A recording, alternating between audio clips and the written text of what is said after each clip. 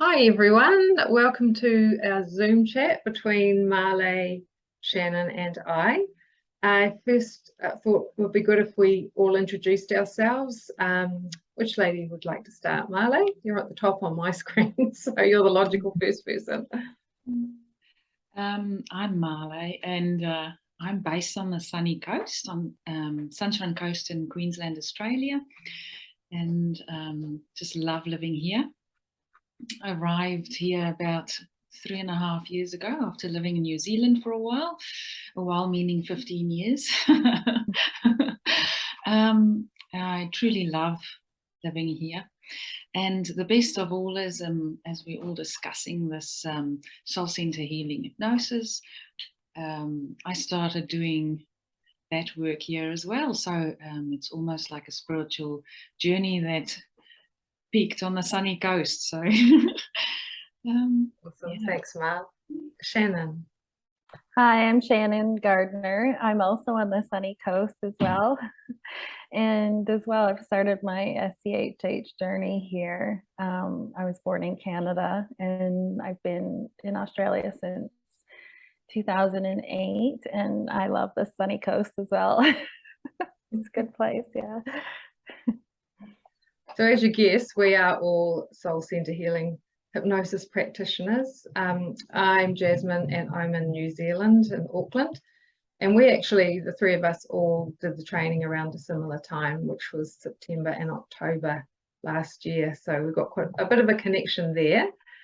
So today, what we thought we'd like to speak about, individual journey of awakening and how we really woke up to the truth of what's going on in the world. Because I'm seeing that a lot of people are finding their tribe online and really connecting with people.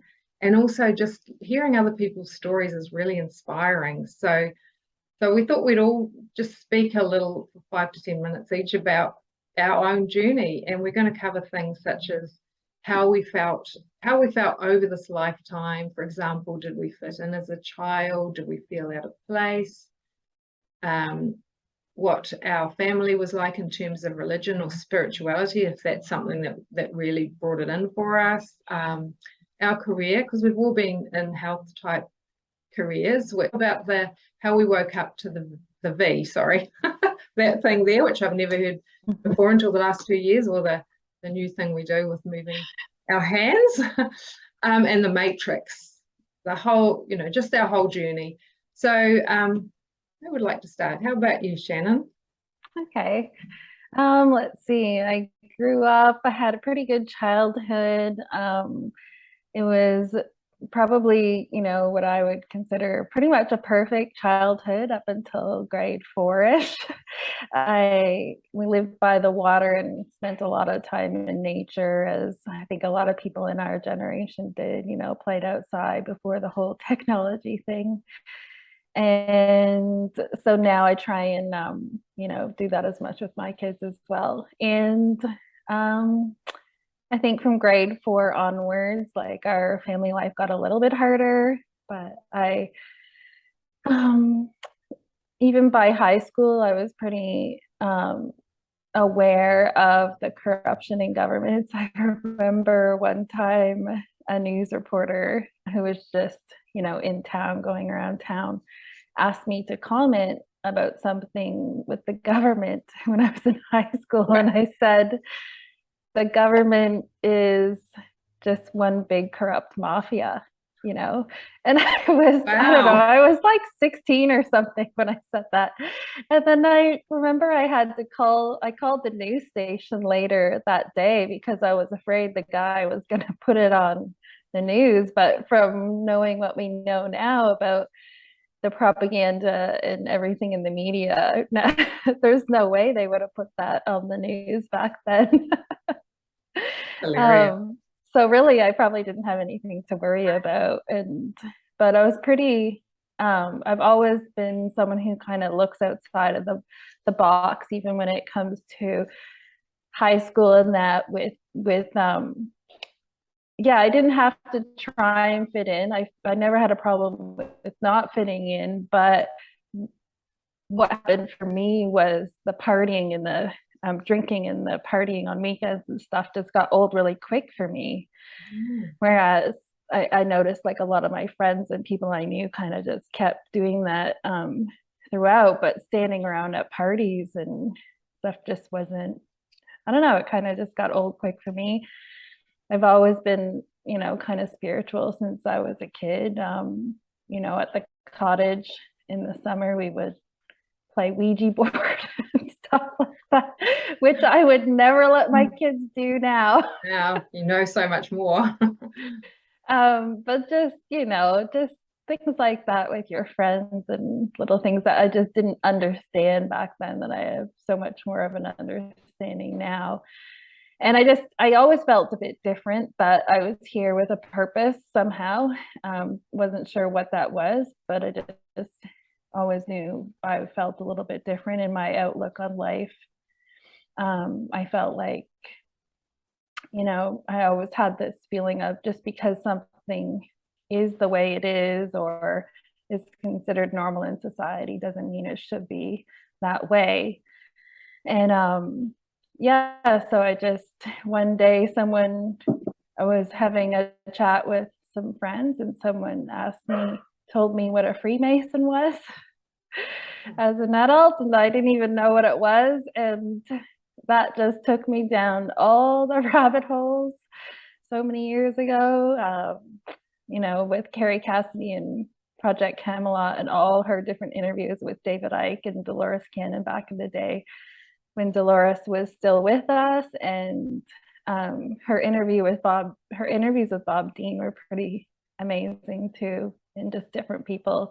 That just took me down all the rabbit holes. And she has all these interviews about all the different entity beings and life on other planets and things like that. So that really took me down the rabbit hole. And then in 2020, it just got so much more exaggerated. There was even more rabbit holes. And then it just felt like the rabbit holes were never ending. You'd go down one and then another and then another and that sort of thing. So yeah, that's my sort of story. And then I was actually starting to feel a little bit down and hopeless because it just felt like people around were not sort of waking up to what was going on. And then I came across Laura's YouTube channel, just popped up in my YouTube one time, and I felt a lot of comfort in what she was saying, and that came out of her sessions. I felt a lot of comfort from that, and it actually helped me during a time where I felt like things were starting to look a little bit hopeless in 2020 or 21. So that really helped me, and I guess gave me something to look forward to and to work towards. So yeah. So when did you start listening to Carrie Cassidy? How many years ago? I don't know the exact year, but yeah, my kids were pretty little still. I'd say 2014 maybe. Oh wow. 2014. She's been doing interviews for quite a while. My husband and I would after the kids would go to bed, we'd sit on the couch and watch a documentary, but he'd be asleep in like 5 minutes. He falls asleep to everything we watch. So here I am, like right into it, and look over, my husband's asleep on the couch. So what about the health? What about the health area? How did so that wake up? And I started looking into nutritional oncology and areas of nutritional oncology, and started hearing stories about these people treating their cancer with nutrition. And then I wanted to research as much of that as I could. I would stay up until like 3 o'clock in the morning, just researching everything I could about nutritional oncology. And then I came across a doctor named Dr. Mark Simon. And he had a really unique story about his wife, who was you know, considered very healthy herself. She did yoga and she was fit and she ate a plant-based diet and was really healthy with her diet, and she still got cancer. And she ended up dying of her cancer. And so he dedicated basically 20 years or more of his life trying to figure out why. Oh, okay. Am I here? you Just give me are. a thumbs up. You're going hear slow me. and fast, but we can cut that bit out. You're here. Okay. Okay. So this doctor had dedicated, 20 years to researching nutritional oncology because of his wife having cancer. And he made up this cancer treatment called the Nori protocol. And basically, he was my inspiration to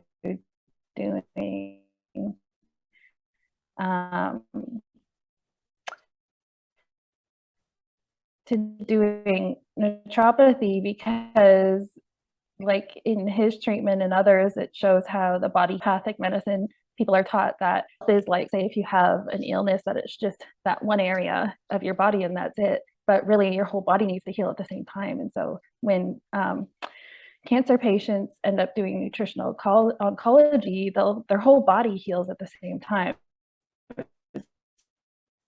So it doesn't just work for cancer, it works for pretty much every illness as well, to heal, because you don't heal one section at a time. It's not how it works, really. So yeah, he was my inspiration to do naturopathy. And then once I got into naturopathy, I started to see the importance of spiritual health too, that they teach about a lot of spiritual health in naturopathy now as well. And so yeah, so that got me down both sides, the physical health of naturopathy, and then the spiritual.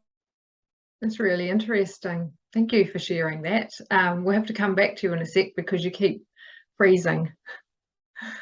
So what about you, Marley? Would you like to tell us a bit about your journey? Yes, I'm originally South African, and being South African, most people are very Christian based, which I grew up in my family. My parents, it was a relatively normal childhood. I was super sensitive, so it felt like I cried a large part of my childhood. But it's just because everything got too much, really. But the whole, things in SCHH, I think. Whoops, she's off. Okay. Anyway, so much of my childhood was pretty good. And then leading up to when I was a teenager, around about 15, 16, we got exposed more to spiritual things. And that made a lot more sense to me than the religious Christian belief.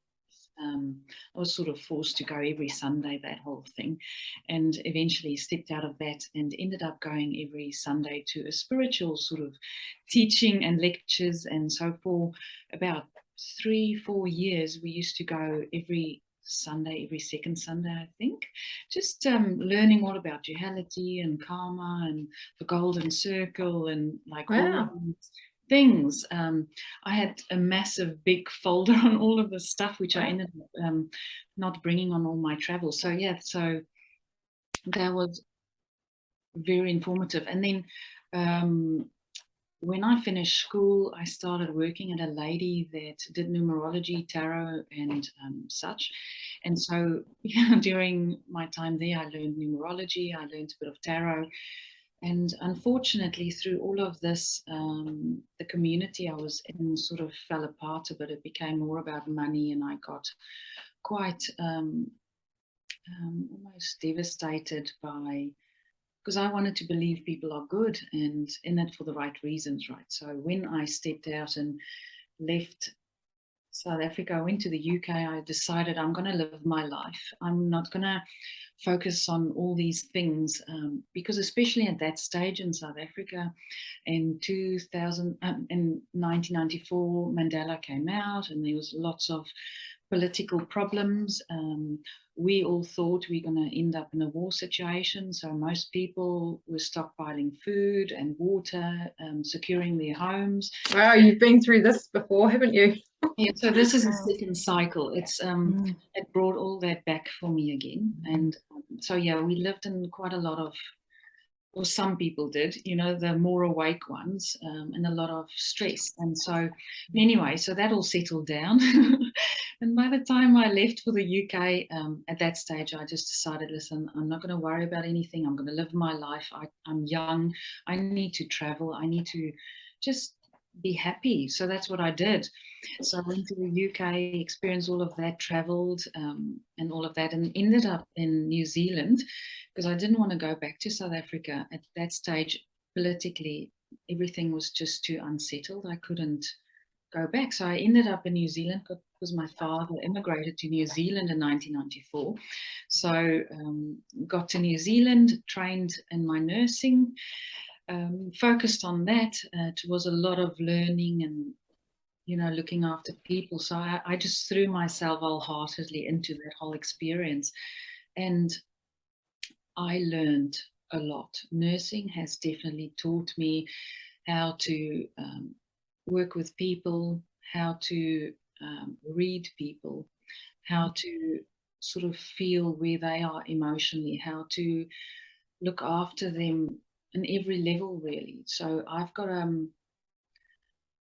I can sense people in that way. So, and that's what nursing taught me. It taught me a lot of patience. It taught me so much. At one stage in the hospital setting, I worked in as a nurse on the ward that we looked after patients that had bowel cancer and had to have surgery. And for example, I always had these little experiments that I did for myself. So to look at what's the demographic of these patients, like why are they getting sick? Why are they getting bowel cancer? And there were people in there that were vegans, people that were marathon runners.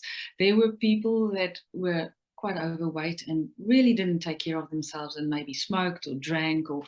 And then I thought, wow, what's the common denominator? Why are they getting sick? Like, if you're supposed to eat a plant-based diet and be all happy, shouldn't you then not get cancer?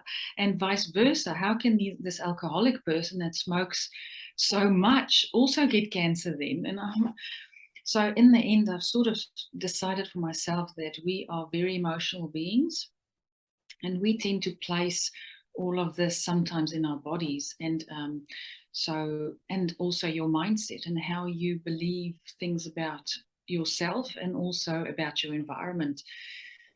So that's why I decided that really I need to look at life and in a very positive way, and decide every morning when I wake up that I shall be happy and make the best of it. So since then, I have truly you make your life what you want to make of it, and to see the positive side. And yes, you can be in the dark and gloomy, or you can be in the light, right? So yeah, and all of these things. So anyway, coming back to my story. So after New Zealand, it felt like I was on a rat wheel, my husband and myself, and we decided to come to Australia. And so we ended up coming here 6 months before all the action of the world settled in.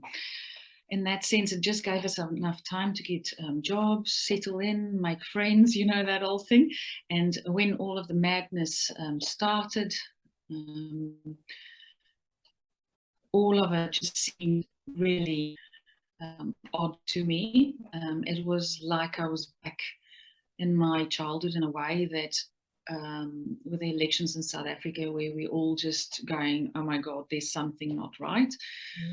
And then when they came out with the cure of this thing, everything inside of me screamed. So in the end, I had to be one of those types of nurses that had to take the back seat because we weren't taken seriously. So I went through a massive dark night of the soul, if you would call it. I was searching, I was crying, I was begging, I was praying. I did all those things that everybody do, to sort of just center yourself and try and I see that time as a massive healing time. I did a lot of work. And at that stage too, I started finding Dolores Cannon's work. I found Blossom Goodchild. I found Laura and SCHH. And when I first started watching her videos, I had that feeling again of something screaming inside of me. So I knew I had to, so I signed up for the course. I didn't even tell my husband. I sort of just booked it first, and then did the course, and I love what I do. And this is so much gratitude and so much healing, much more almost than I can do in my nursing, because nursing, you just focus on a physical, and I try and do the emotional stuff with people. But SCHH is absolutely an amazing way to really help people if they're willing to do the work. So a little bit about me. That's awesome. So yeah, so I really understand now how the nursing honed your skills with the emotion, because you're that sort of person that wanted to deep dive into that and working with people in that way, I guess. Yeah, absolutely. Amazing. Yeah. So just what about understanding the matrix, the whole thing, you know, was that something that happened over time, or? I always knew that governments were corrupt. I always knew that people spun things the way they wanted to. I've always known that things are way different than what we are led to believe. So for me, I'm a little bit more practical with things. I know the whole narrative is definitely falling apart. I'm just very interested to see where we're heading. I know for me, I've got my ideas, but everybody's, as far as I now realizes, everybody's got their own reality. So it doesn't really matter in a way that what I believe things will be, it matters to me. So in that sense, I'm not really too worried about all of that. Great. That's awesome. Yeah. It was funny when I was in school, in high school, I remember in one of the classes we did, I got assigned a project for English media, grade 12 English media on German propaganda. And my project was to study Joseph Goebbels, who was basically in charge of the media and German propaganda in World War II. And as soon as all this stuff happened, I just kept thinking about that project that I did. And it's just crazy how all these life experiences, like I could go on and tell you tons, and I'm sure you guys could too, how all of our experiences, even little ones like that, have really prepared us for this moment and that moment of 2020 and now, and for the future as well. And you know, I think most people's lives, all the little things that happen just prepare them for the future and things to come, for sure. So yeah. Reason for everything, and there's all these synchronicities that lead you, and your guides coming out and showing you the way. And it's if you only prepare to listen and trust. Yeah, and that's exactly what's been happening to us too. Like do people really think that the propaganda just ended after World War II? Do you think that they just went, oh yeah, you know, we arrested the Nazis and this is how it is, and like none of that takes place anymore in the world? Like, no. Like that's really naive to think that none of that even happens anymore. you know. So If yeah. you think at a basic level, right? Look at children. You ask them, you ask them about a sign like the McDonald's or Coca-Cola. They've been programmed. They know exactly what it is. I mean, Exactly. my kids have never even tasted Coca-Cola, Coke, Mm. but they know what it is. Yeah. I've given it to them. Yeah, starting And that's younger. basic. Sorry. So what about you, Jasmin? Yeah, so my upbringing was quite different in a way, quite sort of, yeah, I grew up in a really small country town and on an orchard. We had a big property of 35 acres and we were real country kids, just riding our bike. And yeah, it was just, I was away with the fairies, literally. I used to love riding my bike, and I would love playing under these trees, under the pine trees, actually, macrocarpus, and imagine that there were fairies and things like that. But my mum was a nurse, but like we never went to the doctor or anything like that because of living rurally. And my father, he would read us like philosophical tales like Malathurgo or Carlos Castanedis. I don't know if you've heard of them, but we didn't have any sort of religious upbringing. Mum had been a Catholic, but we didn't have anything because my parents were always, dad was always working. And so it was really free and easy, but we actually didn't have any, I look at it as I didn't have any sort of spiritual parameters or guidance. It was like dad would be like, read, because he was philosophical, read anything, you make up your own decision. And so at that point I was like, oh, well, people who go to church need God, and that, that wasn't healthy in a way. But I grew out of that as life, as life progressed. So but yeah, I was a bit like you, Shannon, went off the rails a bit in the teens and things like that. Well, I don't know, actually, you didn't do it as bad as I probably. But and then I went to university to do a Bachelor of Arts, and I loved it. So much fun. Then I went to Australia for a year because I was going to go overseas and do my OE, but I was so homesick because I know that I'm meant to be here in New Zealand. I know that this is where I'm here for this great awakening. And then when my daughter was so in my childhood, I wasn't sort of, I never wasn't aware of any of those sort of things in a way, because we were just off living in the country life. But yeah, when I had my daughter, she wasn't very well, and I think she'd had a reaction to something like that. And so I started in the naturopathic, the health journey. Then I started off doing iridology, which is looking at your eyes. I don't know if you know, Marla, you might do.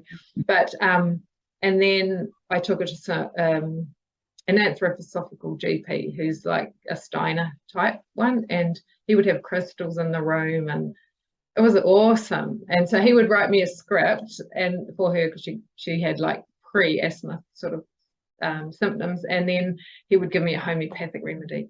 And so I learned how to manage her totally with homeopathy. And I thought I was going to be a homeopath, but I ended up training to be a naturopath. So that was in the early 90s. And at that point, no one would ever, well, I don't recall people taking their children along for those sort of appointments anymore, because most of them were mothers actually. So I sort of became aware of that whole agenda a long time ago. That was probably the first thing that I really woke up to. And then I worked at the Naturopathic College, and I did a lot of research, not medical research, but just sort of research on different things, what subjects and who was around and stuff. And I noticed that people like doctors or people, inventors who had created some treatment for cancer or something like that, and you get really excited about it, and then it's gone, or they've died or something like that. And so that was the real wake-up call for me that there's something not right here, And then yeah, when I turned 25, I might have told you this before, Shannon, but I was into numerology too, Marley. Because my birthday was 25, and I was I turned 25, it was like, oh, there's a sign there. So I started seeking the spiritual journey, and that probably is tied in with the naturopathy as well, because we would always learn the metaphysical reason of a health issue. So when you did a treatment plan for someone, you should give them affirmations and a flower essence, as well as treating them with herbs and diet and or supplements or whatever.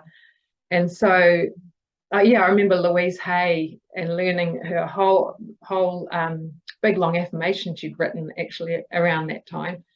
So yeah, so I guess I awoke to that part of it, and then I didn't really find out the whole agenda until 2020, because but the other thing I was really interested in, which I was going to mention, was I was obsessed with reading books about science fiction and aliens and not abduction, but there were these books around, and I wish I could remember their name.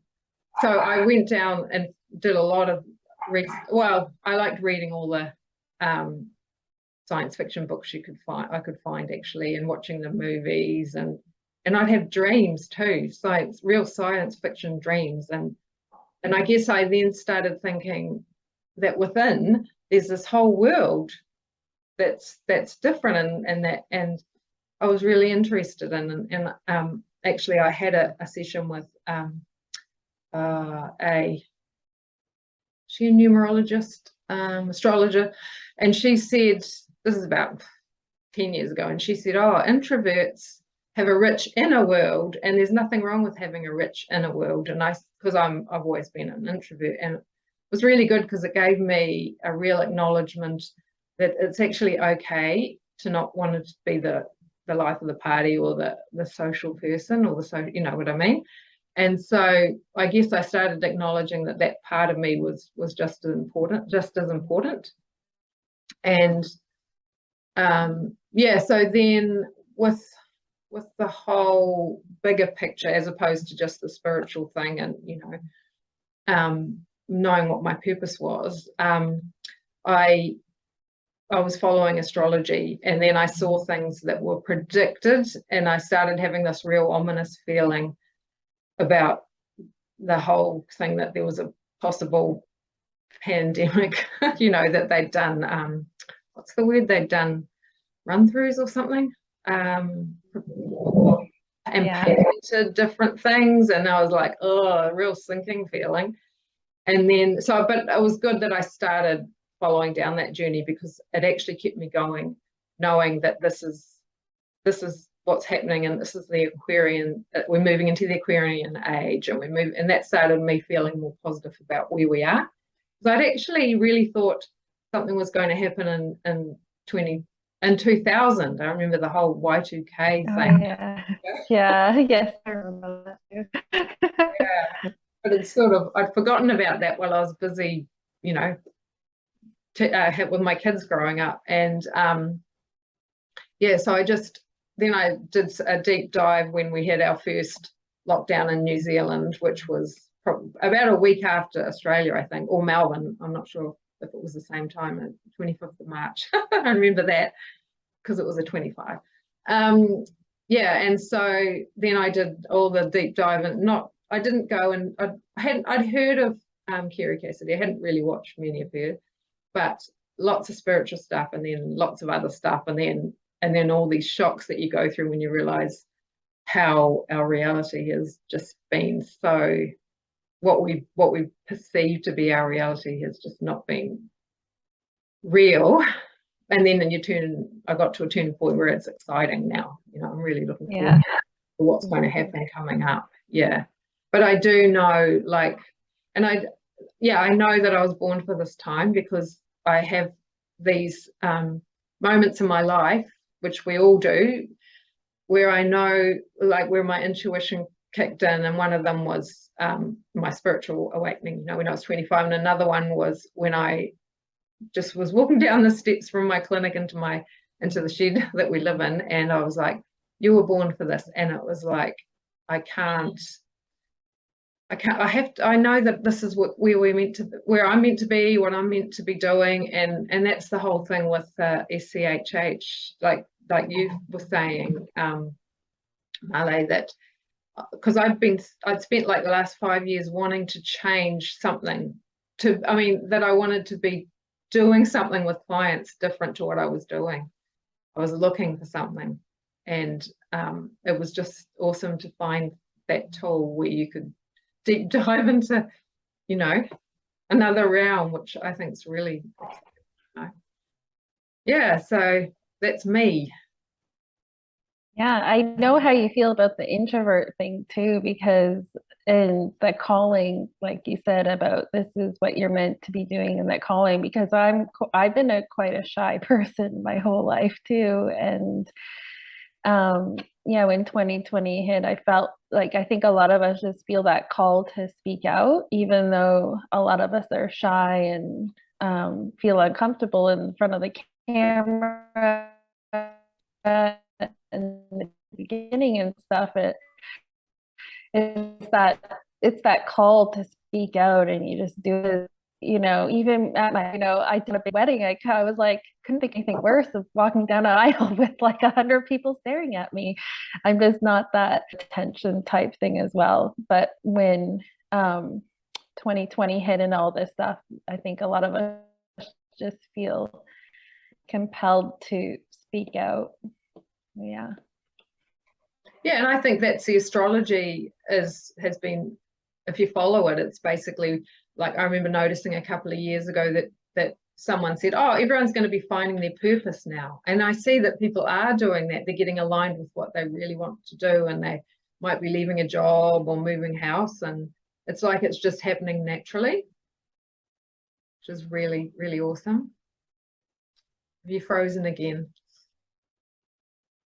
So, Marley, do you want to talk a bit about our other topic we were going to mention, which was just about our hypnotherapy sessions that we've had or that we are having with clients, how they've helped you with deepening or understanding your purpose, or anything that you feel that you'd like to share about your sessions? Well, at the moment, in the beginning, it was a lot of focus, obviously, entities, and I really enjoy the actual past lives and the higher self section.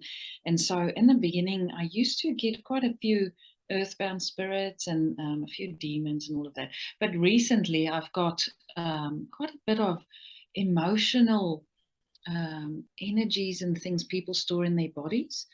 And so that ties it nicely together for me about my feeling about people putting that kind of stuff into their own bodies and making themselves sick. So that is quite interesting at the moment for me, and that's what I'm seeing. So everybody tends to think that they might be riddled with all kinds of stuff, and it's not necessarily true. I haven't had a lot of that come up in the last few sessions I've had. More just the emotional things, the storage in the body. Interesting. Yeah. So is there any exciting, so how do you feel that that's had any impact on you, on your spiritual journey, just the awareness that people just are being aware what we believe, what we think, dealing with our traumas and our grief, just doing the inner work really. And that's what I keep, that's what things are, that's what keeps boiling it down to. That's what at the moment, anything that I listen to, it's all about self-work. Stop listening to the outside. I think a lot of people going on. Are you going to say, Shannon? Oh, she keeps bouncing in and out. Yeah, so it's just staying in the joy, really, I think. That's what the message is basically what I keep getting, we need to we can't change the world. We can't stop what's going on everywhere and all the threats and the electricity crises and all of those, but we can definitely make our lives easier by just, being in nature and focusing on our kids and, just doing that whole thing and making everybody that we encounter on a daily basis, feel, well, the love, I guess. Do you have a daily practice yourself? I mean, you sort of mentioned it earlier. Well, I try and be in the present mostly. I I've got little kids, so my Yeah. time to lie around somewhere and do long meditations does not happen. So my main aim at the moment is in the mornings when I wake up to say thank you and be grateful and sort of step into that mindfulness of being positive and not in a defeatist type of mindset. And then obviously trying as much as possible to be in the present and to keep my emotions in check. So if anything happens around me, or if people are negative or anything like that, to distinguish, and being an empath, it's quite important for me to distinguish my emotions from others and their impacts that I allow um, to reach me, so I'm trying to do that and to just live in the moment just now, because you can't change the future, you can't change the past, so what's the point of worrying? Mm. It is hard sometimes, I must admit. I feel so bad about my internet connection today, you guys. I've never had a problem in this house ever. I've never had a problem in sessions, nothing. And I obviously have some sort of, entity or something in my house or something that's really doesn't want me to speak today. So I'm really sorry. I really apologize. I haven't had one problem in this house at all. Oh, wow. Never mind. So do you want to share now about what's been coming up for you in sessions, or the most, most impactful session that you had, or anything around those sort of ideas? Yeah, I've had a lot of different entities coming up. It's like funny when you think that you've heard it all and then you have something new come up. In a session recently, I had a client who the entity had said that it was an earthbound entity who had said that they worked with the person on a construction site and that they had fallen to their death at the construction site. And this person had put cement around my client's feet and cemented their feet in, and had done that to hold them back, from going forward in life. I've had all kinds of different ones, gray clouds over people, a bat coming out of their chest, armor, there's the energetic sword one, keeping truthers like us from speaking, all kinds. I really like enjoy the entity releases of the earthbound spirits when they have a past, like to hear their story of, the ones about World War II are pretty interesting, about the different things that happened to them in their story. I find those kind of like going into a past life itself, because you're going into the entity's life and what they experience. So I find those ones really interesting. Yeah. I just remembered an interesting one I did as well. This lady went into a previous life where she was a ship's captain, and at that stage they used to take certain produce from, well, shall we say, the new land to the old land, and vice versa. So I guess England, America type of thing. And so obviously had a lot of people, sailors on the ship and all of that. And then I think in that lifetime, she was a he, and this captain met the love of her life, his life, and married and have children. And on the way back, they actually had a massive storm, and the whole ship went down, and everybody drowned. Anyway, so then we went back, and she said, "Wait a minute, they all still sort of hanging around the ship there." So we went in there, and she gathered all the shipmates and all the sailors, and there was quite a few of them, and she sort of spoke to them and said, "Okay, enough rum drinking. This is going to end now. We have to go back. You have to end this whole experience. We have to, go into the light." And so there was quite a bit of work to be done there, but that was amazing. That's neat. I was part of that. I love That's neat. as Yeah. well. I can't believe the amount of spirits who, like, entities that are stuck here, you know what I mean, that need help crossing over to the light. There's just so many. It's like, yeah, just like a rescue mission, you know, rescuing them and Another interesting sending them one home. that I did, sorry, it's all just coming now. Another lady that I've done, she was actually a fellow practitioner. We went in and she said, oh, wow, I look like I'm Chinese. I'm wearing this really, this armor, and it looks like, you know, a long time ago. And she's like, but nobody's here. Like, it's just me. And it's all these steps leading up to this place. Almost, it's not a castle. It's like an emperor's home or something. And she's like, oh, I don't know where everybody is, and there's some lights up there, let's go there. So she walked up there, and then she walked around there, and it's all empty, and I'm wondering what is going on, like, this is weird. And so she's hanging out there and wondering what's going on, and I'm like, okay, fine, let's go home. Where's your home? And she didn't quite remember, and then suddenly she went, wait a minute, I think I'm lost. That's cool. So she, I said, Just okay, the find the entity. light. Yeah, she was basically an entity that's, and what happened was during the whole fighting, she got bogged down in the mud. Her armor filled up and she couldn't get up, and she basically died there. But she got stuck and she never went to the light. And so that was quite funny. And I think the whole reason for that specific session was to find that piece of herself and take it back to the light. Yeah. Wow. I think that's where calling back people's fractals is really interesting too. Yes. There's so many little fascinating things in the healing aspect, isn't there? Yeah. Of our whole thing that we do with the healing part.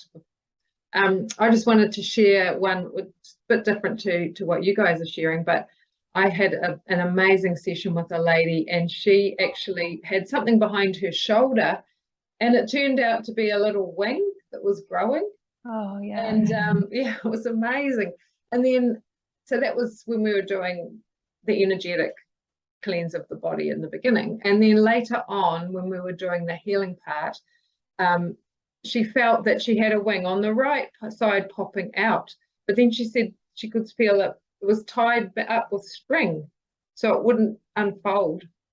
And it actually turned out that it was an energetic tie, for want of a better word, from someone else in her life, from a past life, that had sort of held her back or bound her up. And so we worked on releasing that, and then the wing expanded, and then she could feel them, and it was awesome.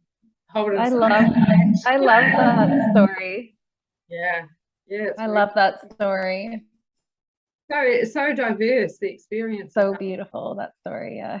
Mm-hmm. Yeah. So anything else you want to share about fascinating sessions? Well, I had a bit of a fascinating session, actually, with Jasmin, and she put it up on her YouTube channel. I think one of the first ones up. So yeah, about the call I heard from Gaia to volunteer. So that must have been some of the, you know, waves of volunteers and how that all came together. So it's worth a little listen there. Well, I think so. It was very interesting. Beautiful. Yeah. It really inspired me and motivated me to, with this work, the depth of those experiences. That, I mean, that's the other side of it, isn't it? There's the entity side, and then there's the depth of who you are and your other levels of being. Yeah. And that is so important. And that's what I was saying before. People focus too much on the whole entity. And yes, it is very important. But I think more important is the inner work. It is tying things together and learning and, you know, experiencing things and, yeah, dealing with your traumas, dealing with the things that keep you, you know, vibrationally low. Yeah. Exactly. Processing those lessons of why you went through those things that you've gone through and processing those emotions. Definitely. I agree. But and then the other part is getting that real clarity of connection with your higher self and allowing that to flow and realizing that you have the answers. I love that part because it's seeing people, you know, at the beginning and then at the end, and they've got this lovely smile because they know that they had the answers always and they can access them. I just think that, you know, we're not doing this to get people to keep coming back. It's about empowering them, isn't it? Absolutely. Yeah. It's so rewarding when they go through that process of that self-realization of finding those answers, those questions that they've been looking for. Absolutely. Okay, well, on that note, we've been nearly an hour, so I thought I'll just put everyone's details under this, and we can all put it on our own YouTube channels. But is there any final thing you want to say or share before we sign off? Not that I can think of, but I really loved hearing your stories today. It's so beautiful. I love hearing everyone's journeys, stories about your journey and all your different sessions. It's really beautiful. And hopefully, Marley, we see more on your YouTube channel as well, and more posts. I'm interested in seeing more of your sessions, and same with you, Jasmin. I love it. Me too. Yeah, thank you, girls. That was great. Yeah, my pleasure always to talk with you guys. Oh, awesome.